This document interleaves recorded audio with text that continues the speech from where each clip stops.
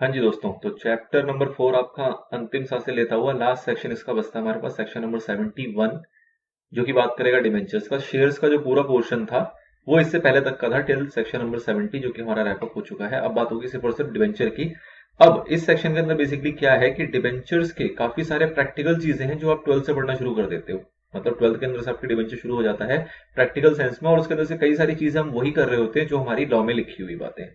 कुछ चीजें ऐसी हैं जो कि हम प्रैक्टिकली नहीं करते, जो कि हमारा लॉ का पोर्शन है, तो उस पर मेनली थोड़ा ज्यादा फोकस करने की जरूरत है। अदरवाइज काफी सारी चीजें आपको यहाँ पे सिमिलर मिलेंगी जो कि रिलेट करेगा आपके प्रैक्टिकल कैलकुलेशन या प्रैक्टिकल एक्टिविटी से जो आप करते हो अपने कॉर्पोरेट अकाउंट्स के अंदर। ठीक है, सबसे पहले बात करते हैं कि डिबेंचर्स होता क्या है। तो आपको डेफिनेशन वाले पार्ट में हमने इसका मीनिंग पढ़ा था, डेफिनेशन पढ़ा था। सेक्शन 2 सब सेक्शन 30 के अंदर इसको डिफाइन किया गया है, जिसमें कहा जाता है क्या कि डिबेंचर का मतलब सभी डिबेंचर्स, सभी टाइप के डिबेंचर्स, बॉन्ड्स या फिर कोई भी ऐसा डॉक्यूमेंट जो कि एविडेंस करे किसी डेट को, मतलब किसी भी प्रकार की उधारी जो है वो कहीं ना कहीं आपके डिबेंचर्स में इंक्लूड हो जाती है। फिर इसके अंदर क्लैरिफिकेशन वहां पे दी गई थी क्या कि दो चीजें ऐसी हैं जो कि आपके डिबेंचर में काउंट नहीं होता। पहला, वो इंस्ट्रूमेंट जो कि chapter 3D of RBI act के अंदर के द्वारा बनाया गया है, उस टाइप के इंस्ट्रूमेंट आपके डिबेंचर्स में कवर नहीं होते। और दूसरा कि कोई भी और ऐसे इंस्ट्रूमेंट जो कि सेंट्रल गवर्नमेंट प्रिस्क्राइब करे with the consultation of RBI.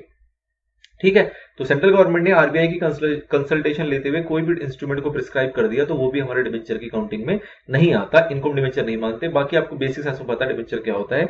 ये आपका सेक्शनल डेफिनेशन था कि डिबेंचर को कैसे डिफाइन किया गया है। फिर आपने देखा है कि टाइप्स ऑफ डिबेंचर किस तरीके से होते हैं। तो सिक्योरिटी के सेंस में बात करें तो सिक्योर डिबेंचर भी होते हैं और अनसिक्योर डिबेंचर भी होते हैं। कन्वर्टेबिलिटी के सेंस में बात करें तो वो वाले डिबेंचर जो कन्वर्ट हो सकते हैं वो भी होता है हमारे पास, और कुछ डिबेंचर ऐसे भी होते हैं जो कन्वर्ट नहीं हो सकते, मतलब नॉन कन्वर्टेबल होते हैं। रिडीमेबिलिटी के हिसाब से बात करें तो वो डिबेंचर जो कि रिडीम हो जाएंगे, जिनकी एक लाइफ लिमिटेड होती है, और दूसरा इररिडीमेबल डिबेंचर्स भी आपके होते हैं, ऑल्दो वो अलाउड नहीं है इशू करना, बट आपकी कैटेगरी में वो भी आता है।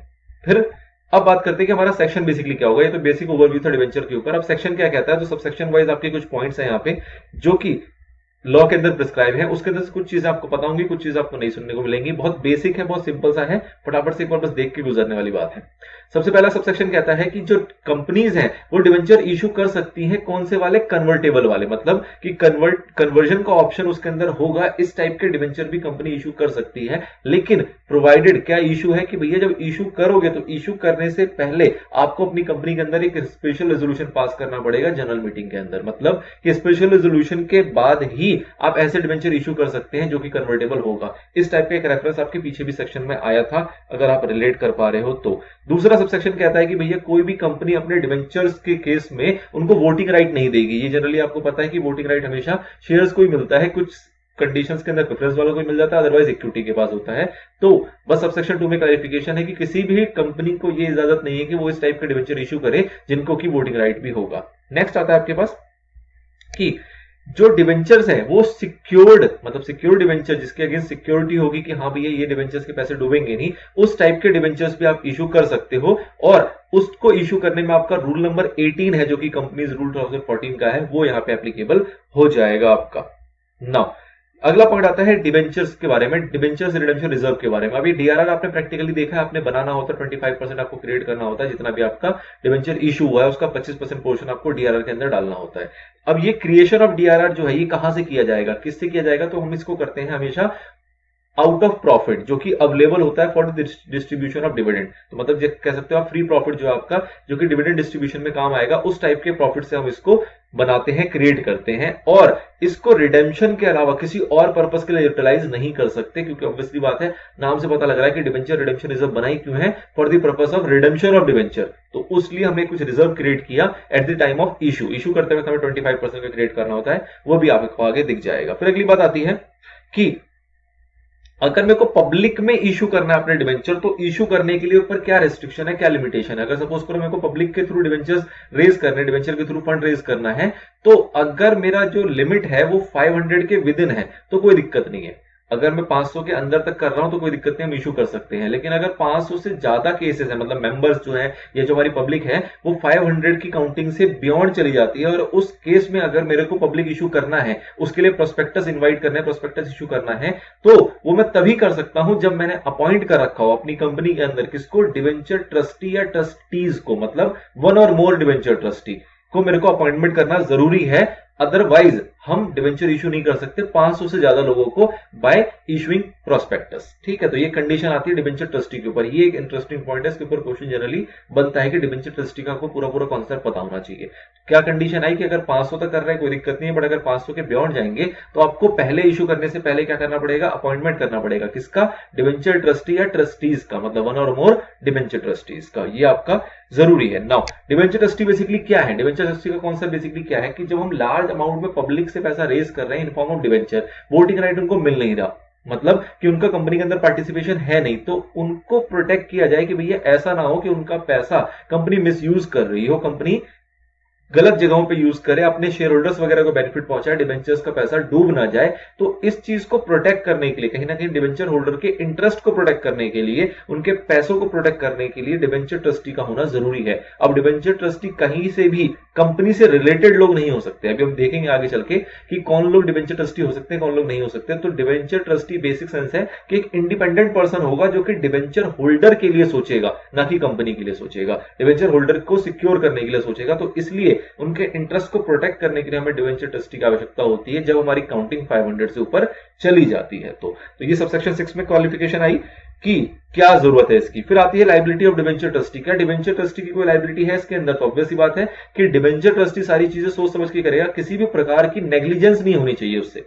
और अगर वो कोई ऐसा कॉन्ट्रैक्ट करता है जिसके अंदर वो अपने आप को मुक्त करना चाहता है, मतलब कि सपोज करो डिवेंचर ट्रस्टी ने कॉन्ट्रैक्ट किया और वो कॉन्ट्रैक्ट के अंदर कुछ ऐसी कंडीशन डालता है जिससे कि कल को अगर उससे कोई भूल चूक हो भी गई और उससे डिवेंचर होल्डर का नुकसान भी हो गया तो भी उसके ऊपर कोई आंच नहीं आएगी। अगर इस टाइप की कोई कंडीशन कॉन्ट्रैक्ट में लिखे जाते हैं, किसी प्रोविजन में मेंशन किए जाते हैं, तो उस टाइप की कंडीशन हमारे क्या होते हैं, वॉइड होते हैं, मतलब वो कंडीशन आपके मान्य नहीं है। क्यों? क्योंकि अगर डिवेंचर ट्रस्टी की नेग्लिजेंस से अगर किसी का नुकसान होगा तो लाइबिलिटी डिवेंचर ट्रस्टी के ऊपर आती है, आनी चाहिए, क्योंकि उसको रखा ही उसी ले गया है। तो इस टाइप के अगर कोई भी पॉइंट आप डालते हो जिससे कि डिवेंचर ट्रस्टी हमारा बच रहा है, एग्जेम्प्ट हो रहा है किसी भी प्रकार की लाइबिलिटी से, डिफॉल्ट से, तो वो सारी कंडीशन या वो सारे प्रोविजन जो है वो आपके क्या माने जाएंगे, वॉइड माने जाएंगे। क्या कभी भी डिवेंचर ट्रस्टी को एग्जाम नहीं किया जा सकता? तो किया जा सकता है। कौन कर सकते हैं? तो ऑब्वियस सी बात है, कौन डूब रहा है, किसका पैसा डूबेगा? अगर डूबेगा तो डिवेंचर होल्डर्स का। तो डिवेंचर होल्डर्स अगर मेजॉरिटी में चाहें तो डिवेंचर ट्रस्टी को कुछ कुछ चीजों के लिए क्या कर सकते हैं, वो एग्जाम्प्ट कर सकते हैं। तो प्रोविजन आपका ये कहता है कि एग्जाम्पशन दिया जा सकता है डिवेंचर ट्रस्टी को अगर मेजॉरिटी आपकी एग्री हो। मेजॉरिटी में यहां पे कौन से आ जाएंगे आपके 3/4, मतलब वही 75%। अगर 75% लोग एग्रीड हैं तो डिवेंचर ट्रस्टी को कुन कुन चीजों से, किसी किसी चीजों से एग्जाम्पशन दी जा सकती है। वो डिसीजन लेगा कौन? डिवेंचर होल्डर्स डिसीजन लेंगे, जो उनकी अपनी एक सेपरेट मीटिंग होगी उसके अंदर। ठीक है, तो डिवेंचर ट्रस्टी की लाइबिलिटी के ऊपर पॉइंट आ गया आपका subsection number 7। Now subsection number 8 आता है कि आपको जो इंटरेस्ट की पेमेंट करनी होती है डिवेंचर होल्डर को, या फिर एक टर्म खत्म होने के बाद उसको रिडीम करना होता है, वो कैसे किया जाएगा? तो ऑब्वियसली बात है वो उसी मैनर या उसी टर्म्स एंड कंडीशन के अकॉर्डिंग किया जाएगा जो कि आपने स्टार्टिंग में रखा था। मतलब at the time of issue जो भी आपके टर्म्स एंड कंडीशन थे उसी के अकॉर्डिंग इंटरेस्ट की पेमेंट होगी और उसी के अकॉर्डिंग क्या होगा, रिडेम्पशन होगा। This is subsection number 8। बहुत इजी पॉइंट है। सबसेक्शन नंबर 9 आता है क्या कि जो डिवेंचर ट्रस्टी है, अगर उनको सपोज लगता है कि कुछ झोल चल रहा है कंपनी के अंदर, तो वो क्या करेंगे? अगर डिवेंचर ट्रस्टी को लगता है कि कुछ भी ऐसा हो रहा है जो अगेंस्ट डिवेंचर होल्डर है, तो वो क्या करेंगे? तो वो एक पिटीशन फाइल कर सकते हैं। किसके पास? ट्राइब्यूनल के पास, कि भैया ऐसा ऐसा सिचुएशन है। और ट्राइब्यूनल क्या करेगा? ट्राइब्यूनल देखेगा, सारी चीजों को सुनेगा, सुनवाई करेगा प्रॉपर, और उसके बाद एक ऑर्डर पास कर सकता है क्या कि जो कंपनी है वो फर्दर लाइबिलिटी रेज नहीं करेगी। फर्दर लाइबिलिटी रेज क्यों नहीं करेगी? अगर डिवेंचर ट्रस्टी को ऐसा लगता है कि सपोज करो कंपनी ने कुछ ऐसी एक्टिविटी की है जिससे कि वो अब पेमेंट नहीं कर पाएंगे डिवेंचर होल्डर्स को, या फिर उनके जो सफिशिएंट एसेट है, जो भी उनके पास एसेट्स अवेलेबल है कंपनी के अंदर, वो सफिशिएंट नहीं है उन सारे डिवेंचर होल्डर की पेमेंट के लिए, उनकी प्रिंसिपल की रीपेमेंट के लिए। अगर उनको कुछ ऐसा लग गया और पता लगे कंपनी और लाइबिलिटी लिए जा रही है, तो उस केस में क्या होगा, वो डिवेंचर्स वाले और अनसिक्योर होते जाएंगे। तो इसलिए ऐसी सिचुएशन में ट्राइब्यूनल एक ऑर्डर पास कर सकता है कि वो कंपनी जिसमें ऐसी सिचुएशन चल रही है वो फर्दर लाइबिलिटी रेज नहीं करेगी, कोई भी और लाइबिलिटी, कोई भी लोन या कोई भी इस टाइप की लाइबिलिटी अपने ऊपर इनकर नहीं करेगी। इसके लिए एक ऑर्डर पास करेगा कौन? ट्राइब्यूनल। ये कब करेगा? ऑब्वियसली जब उसके ऊपर पिटीशन फाइल की जाएगी। किसके द्वारा? डिवेंचर ट्रस्टी के द्वारा। नाउ अगर सपोज कीजिए कि ऐसा हो जाए कि डिवेंचर की पेमेंट की डेट आ गई रिडीम करने की और कंपनी रिडीम नहीं कर पा रही, या फिर उसकी जो इंटरेस्ट वगैरह पेमेंट करनी थी वो इंटरेस्ट भी पे नहीं कर पाई, अब डिवेंचर होल्डर बेचारे क्या करेंगे? तो डिवेंचर होल्डर या फिर उनके बिहाफ पे कौन होगा? डिवेंचर के ट्रस्टी।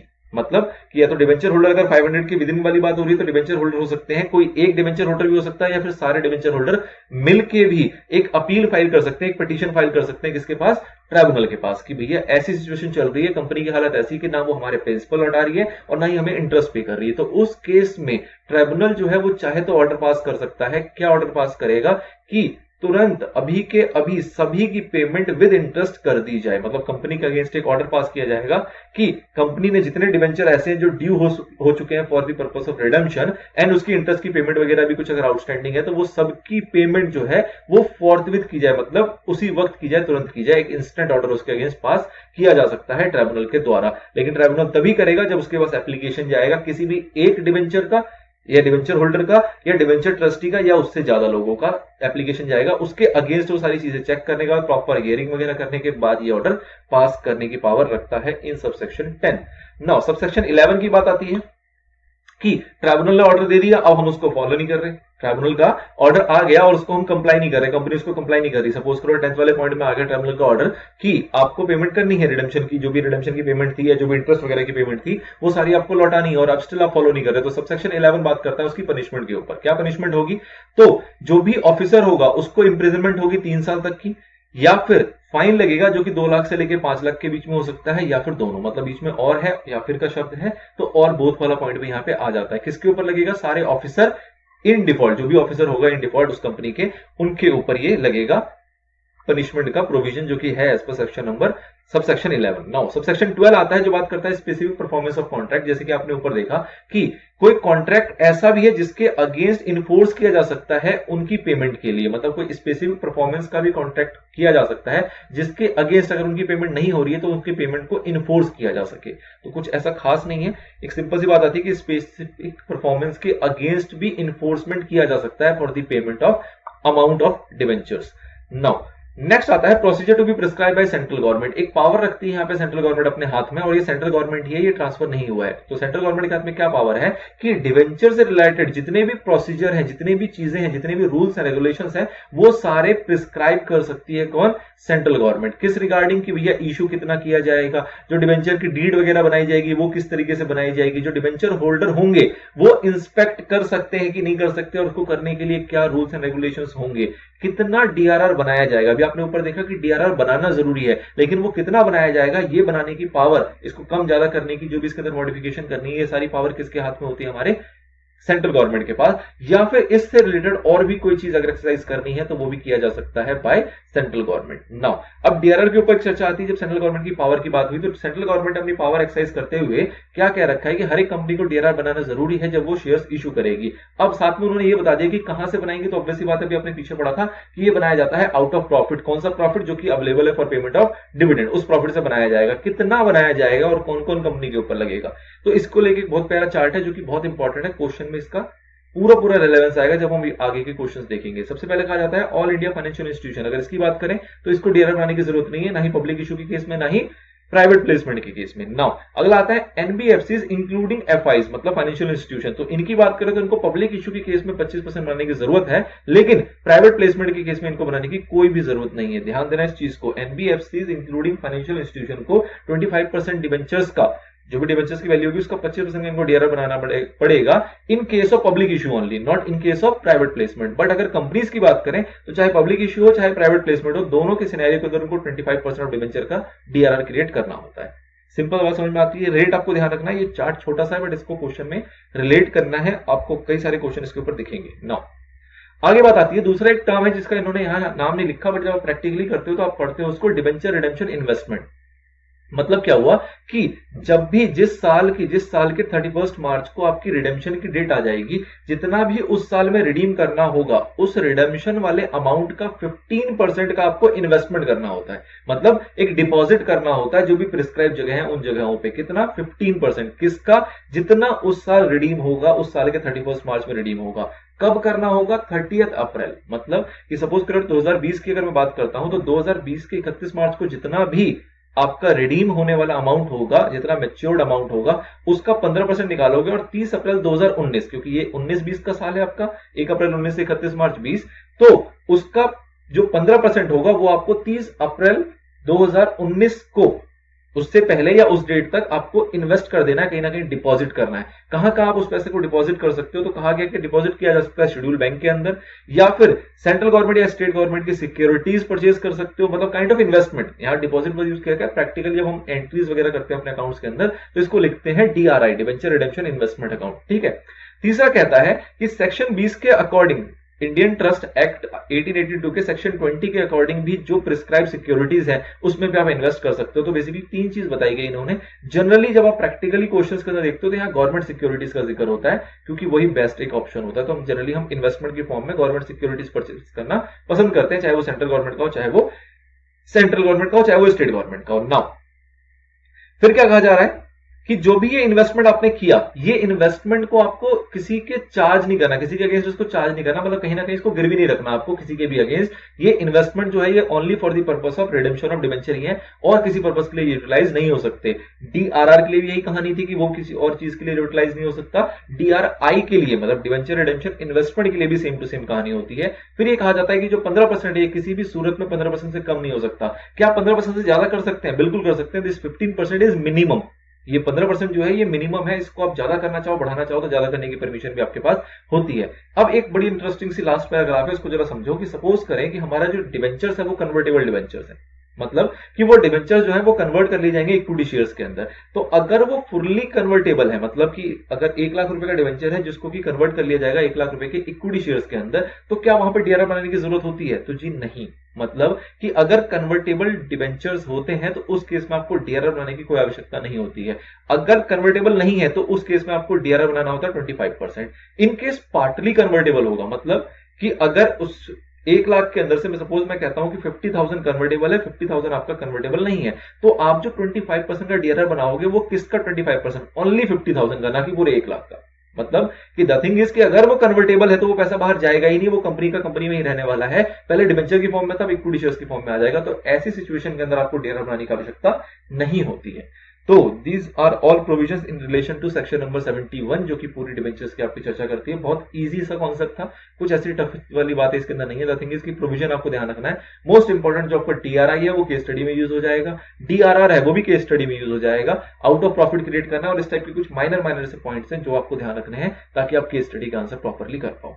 चलिए, तो this is all about section number 71। यहां हमारा चैप्टर नंबर 4 पूरा रैप अप हो जाता है। फर्दर 2-3 वीडियोस आपके पास आएंगे जो कि MCQ एंड केस स्टडी के ऊपर बेस्ड होगा, पर चैप्टर के कॉन्सेप्ट वाइज हमारे पास कुछ ऐसा नहीं बचता जो पढ़ने को पेंडिंग है।